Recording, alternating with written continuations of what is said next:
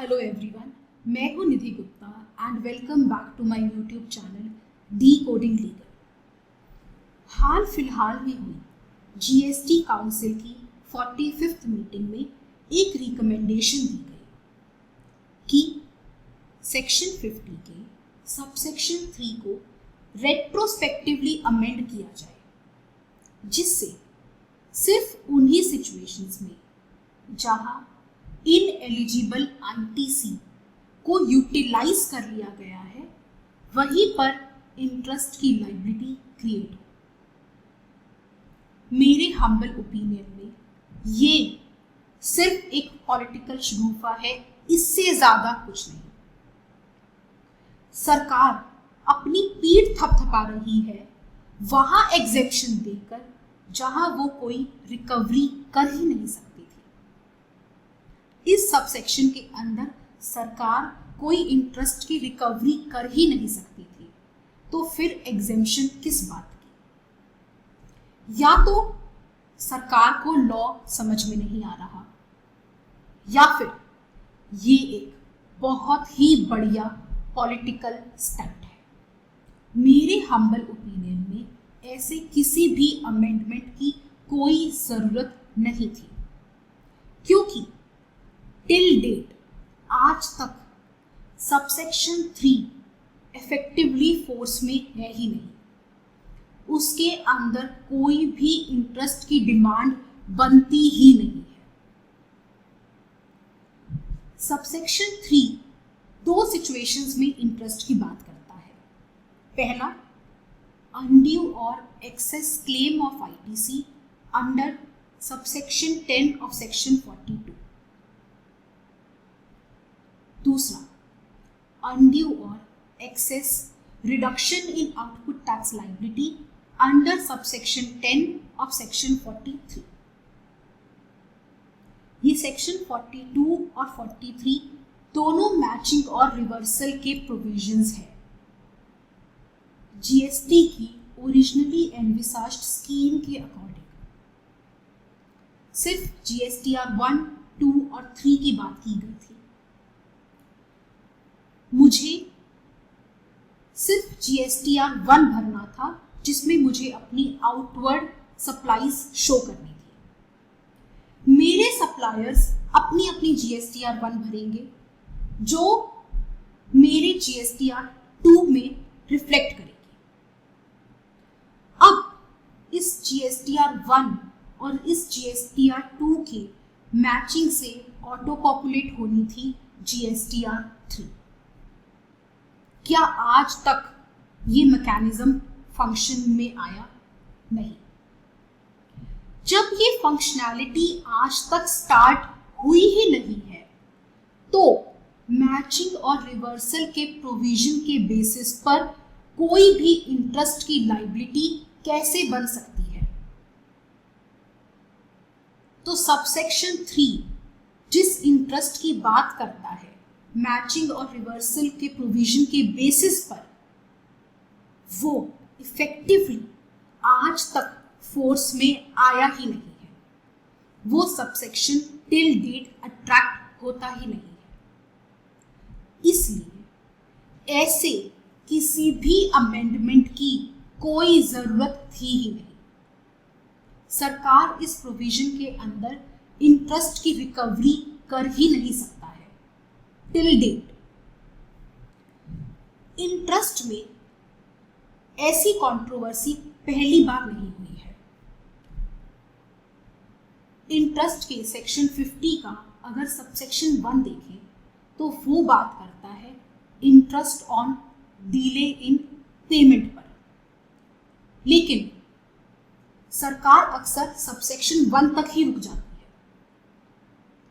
उनका ध्यान सबसेक्शन 2 पर शायद आज तक गया ही नहीं, जो कहता है कि सबसेक्शन 1 के अंदर जो इंटरेस्ट की बात की गई है वो प्रिस्क्राइब्ड मैनर में कैलकुलेट किया जाएगा, लेकिन आज तक वो मैनर प्रिस्क्राइब किया ही नहीं गया है। कोई प्रोसीजर बनाया ही नहीं गया है। बिना कंप्यूटेशन के मैकेनिज्म को बनाए बिना कोई भी इंटरेस्ट की डिमांड कैसे रेज की जा सकती है? Interest on tax is nothing but tax. तो फिर सिर्फ इंटरेस्ट का प्रोविजन बना देना सफिशिएंट नहीं है। जब तक उसका कंप्यूटेशन का मैकेनिज्म नहीं बनाया जाता, आप इंटरेस्ट की मांग कर ही नहीं सकते। लेकिन जैसा कि हम सब जानते हैं, कोई प्रोसीजर नहीं बनाया गया, लेकिन फिर भी देश भर के असेसी को इंटरेस्ट के डिमांड नोटिस भेजे गए। मैटर डिफरेंट कोर्ट्स के पास पहुंचा तो कुछ कोर्ट्स ने कहा कि इंटरेस्ट कॉम्पनसेटरी इन नेचर है, इसलिए आईटीसी से की गई पेमेंट मेयरली अकाउंटेबल है, उस पर कोई इंटरेस्ट की डिमांड नहीं बनती। सिर्फ कैश लायबिलिटी पर ही इंटरेस्ट की डिमांड सस्टेनेबल है। इन जजमेंट्स को इनकॉर्पोरेट करने के लिए सरकार लेकर आई एक प्रोवाइजो कि सिर्फ कैश लेजर में डेबिट किए गए पैसे पर ही इंटरेस्ट की डिमांड रेज होगी। सबसे पहले तो ये समझना होगा कि एक असेसी का ई कैश लेजर उसके बैंक अकाउंट के सिमिलर नहीं है। कैश लेजर में पैसा जमा करवाना और बैंक अकाउंट में पैसा जमा करवाना सेम नहीं है। असेसी जिस दिन ई कैश लेजर में पैसा जमा करवाता है, वेरी नेक्स्ट डे आरबीआई उस पैसे को गवर्नमेंट के अकाउंट में जमा करवा देता है। तो ई कैश लेजर में पैसा जमा करवाने से वो पैसा सरकार के पास पहुंच जाता है। लेकिन फिर भी सरकार ऐसे असेसी से इंटरेस्ट की डिमांड कर रही है जिन्होंने पूरी अपनी टैक्स लायबिलिटी जमा करवा दी ई कैश लेजर में पैसा जमा करवाकर। सिर्फ और सिर्फ रिटर्न लेट फाइल करने के बेसिस पर उनसे इंटरेस्ट की डिमांड की जा रही है। जब इंटरेस्ट कॉम्पनसेटरी इन नेचर है और मैंने सारा टैक्स आपके ई कैश लेजर में जमा करवा दिया और वो आपके पास पहुंच गया, तो मुझसे इंटरेस्ट की डिमांड किस बात की? इंटरेस्ट की डिमांड वहां पर आती है जहां रॉन्गफुली मैंने आपको आपके पैसे से दूर रखा। लेकिन इस सिचुएशन में तो ऐसा कुछ नहीं है। आज मैंने आपके अपने ई कैश लेजर में पैसा जमा करवाया, वेरी नेक्स्ट डे वो गवर्नमेंट के अकाउंट में पहुंच जाता है, तो आप इंटरेस्ट को एज अ पेनल्टी मुझ पर कैसे लगा सकते हो? जहां तक बात है रिटर्न के लेट फाइलिंग की, उसकी ऑलरेडी आप मुझसे लेट फीस ले रहे हैं। बहुत बेसिक सी बात है, लेकिन लगता है सरकार इसे भूल गई है कि गवर्नमेंट अकाउंट्स रिसिप्ट बेसिस पर मेंटेन होते हैं। टैक्स डिस्प्यूट्स सालों साल चलते हैं। अगर कोई टैक्स डिस्प्यूट 10 साल तक चलता रहा और 10 साल बाद असेसी उस टैक्स को जमा करवाता है, तो वो सरकार का उस साल का रेवेन्यू बनेगा जिस साल में वो पैसा जमा करवाया गया, ना कि 10 साल पहले जब वो टैक्स डिस्प्यूट स्टार्ट हुआ था। क्योंकि गवर्नमेंट अकाउंट रिसिप्ट बेसिस पर मेंटेन होते हैं, तो उस सिचुएशन में जब असेसी अपनी पूरी लायबिलिटी डिस्चार्ज कर चुका है, अपनी ई कैश लेजर में पैसा डेबिट करके जो आपके गवर्नमेंट अकाउंट्स में क्रेडिट हो जाता है, तो फिर कोई भी इंटरेस्ट लायबिलिटी बनती ही नहीं है।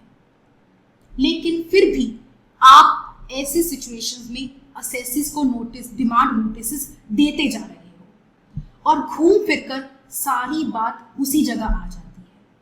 इस सारी प्रॉब्लम का रूट कॉज, जड़ वही है कि आपने इंटरेस्ट कैलकुलेट करने का कोई भी प्रोसीजर नहीं बनाया।